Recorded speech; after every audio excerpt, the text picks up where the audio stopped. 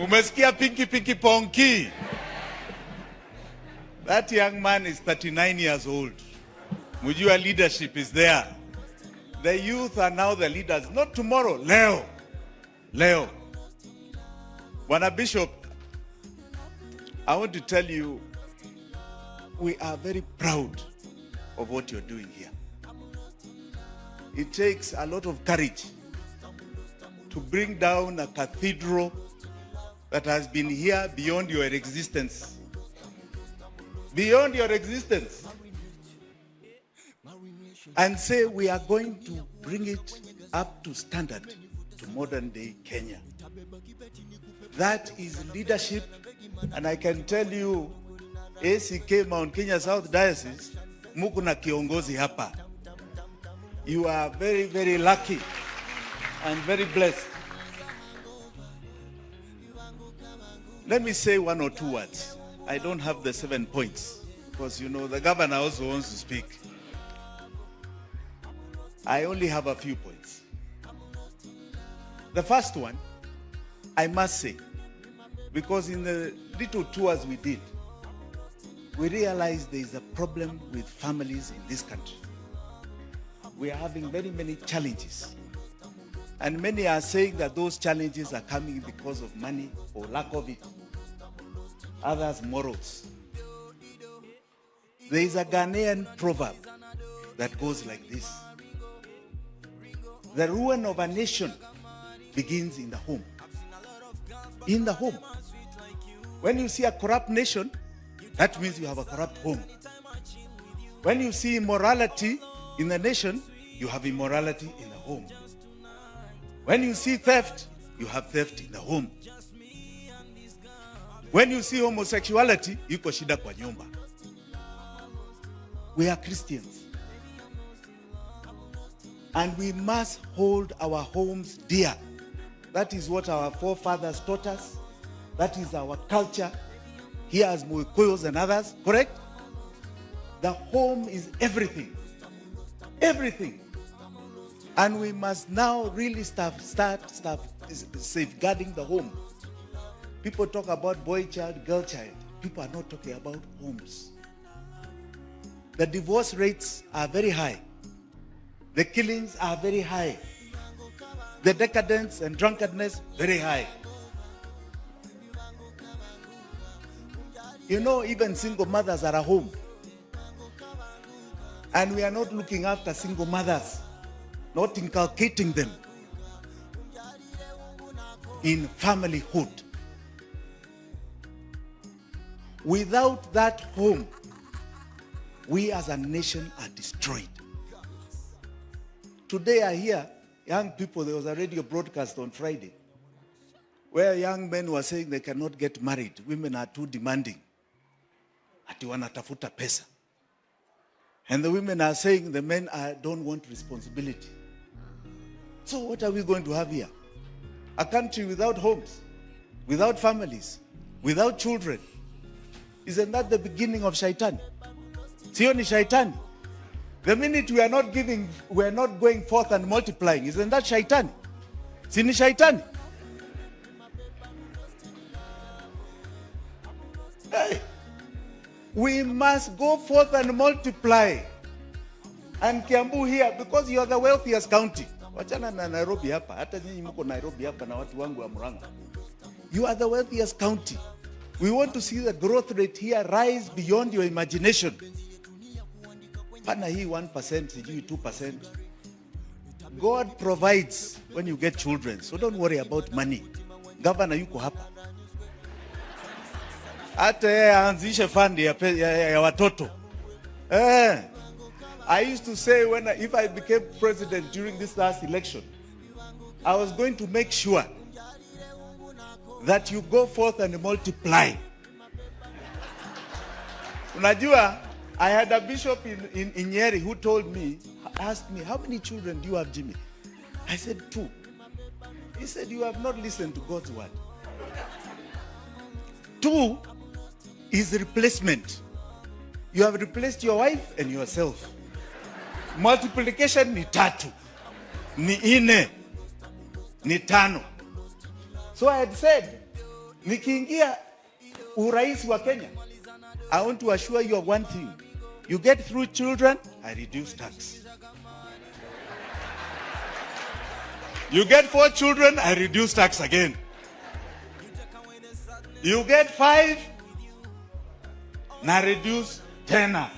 Ukifika 6, no tax. And that is the way things are. Sindio? Because we are doing God's work. Why do you tax people when they are doing God's work?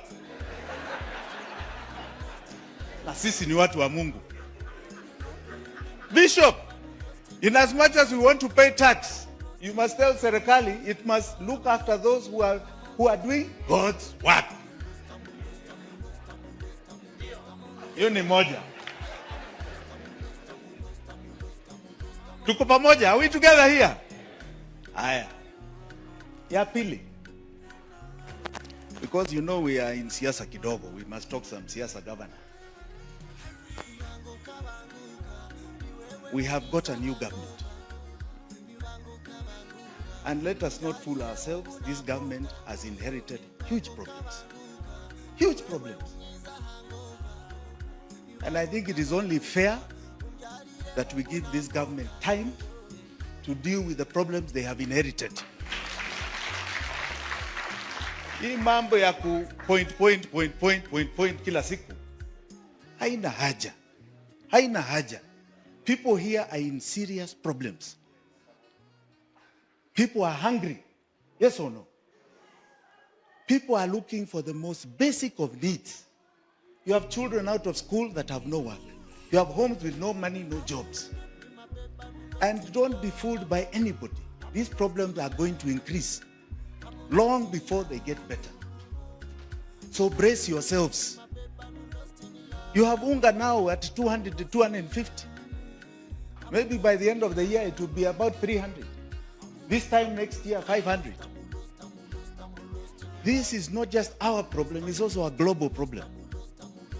So we must give this government enough time before we kosoa it. Lakini wajue watu wako na njaa, governor. Mjue watu wako na njaa. You know hunger has a lifespan. You'll die without food. So understand that the problem is urgent and people need solutions. And in as much as I support collection of taxes, taxes do not form solutions. They do not. Those are responsibilities, but they are not solutions. What are solutions are ideas. Ideas. We have a terrible economy. And this is a time now when all the ideas should be put in a basket to boost. In fact, people need a stimulus. Stimulus. When Mwai Kibaki got in, and in as much as some people are saying the economy was very bad that time, now it was not. Moi did not leave debt for us to continue paying. This government the previous government has left debt that is taking away 65% of its revenue. So we have debt that is continuing the next 10, 20, 30 years. Shida. So the problem here is very deep. So we need stimulus. When Mwai Kibaki got in, he had a very good stimulus program. He said free primary education. And in as much as people thought it's a cost to government, what he was doing was giving you back the money that you are spending for school. So if you spend 10,000 shillings per term, you got it back. Sindio? Higher. That was for 2 million parents. You count that per term, that was 20 billion shillings. He gave you back. In a year, 60 billion he gave you back. That money, if you are buying 1 Colgate a month, you are now able to buy 2. So Colgate Hapa industry expanded its industry, expanded its jobs. And the tax that came from there went back to the government to fund the free primary education. Tumpigie Mwai Kibaki makofi. That is the kind of program we need. give us back money so we can fuel this economy. And these are the ideas you should be looking for. Not coming to take from us. Hatuna hiyo pesa. Hatuna. So kindly, let us look at progressive programs that are going to stimulate this economy. But I want to thank the government for one major thing they've done. Kuna kitu inaitwa reforms of police. Reforms. We have had a team here in the forest here, hapa. Why njia ya Kiambu hapa? Called DCI. And I'm not saying this because wamenivamia mara sijui ngapi. It's not personal. It is very clear that it had become rogue. It had become rogue. I want to thank the president for dealing with that DCI business here. They had become impunity galore. Wanaona watu, you think shooting somebody, you think God is the one who gives life. Who told you you can just take it like that? God did not abrogate to you that duty. They had become mass murderers here. And we want them to be brought to book no matter how high it goes. Because when you do that, the ones who are there today will also not do it to us. Indio? Because you are dealing with something called impunity. So we want to encourage the government to continue doing what they are doing. Wachana na watu ambao wanapiga kelele. Waendelee na hiyo msako ya impunity. Whoever has done wrong to Kenyans and his fellow Kenyans, whether you are so-called an armed officer, you must be put before those courts and judged. You face the full force of the law. That is what we want, and we want to thank the government for initiating it. Don't stop, continue. Don't be discouraged, continue. And my last point. Sio imeingia hiyo? Are we together on that one? Are you sure? Aya. My last point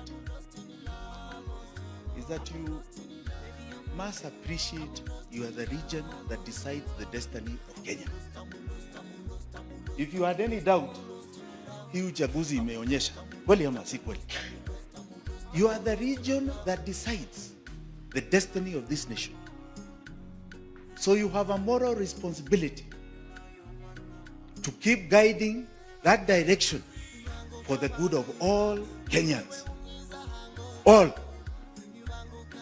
So nikizungumza mambo ya family, nyinyi mkiharibika family, hata kwingine kutaribika.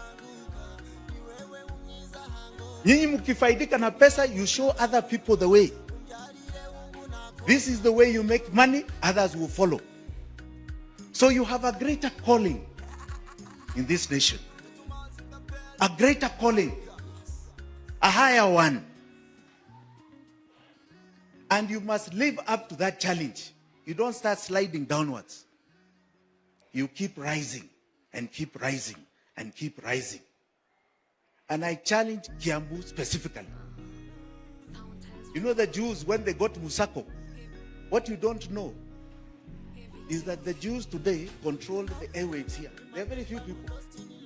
But this thing called IT, satellite, all the medical technology, IT, all the films you see, is a small community called the Jews.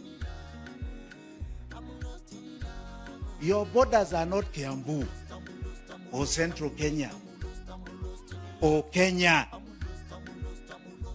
You have capacity to conquer beyond our borders. Beyond our borders. Start thinking big. Your time is coming. Asanteni sana. God bless you all.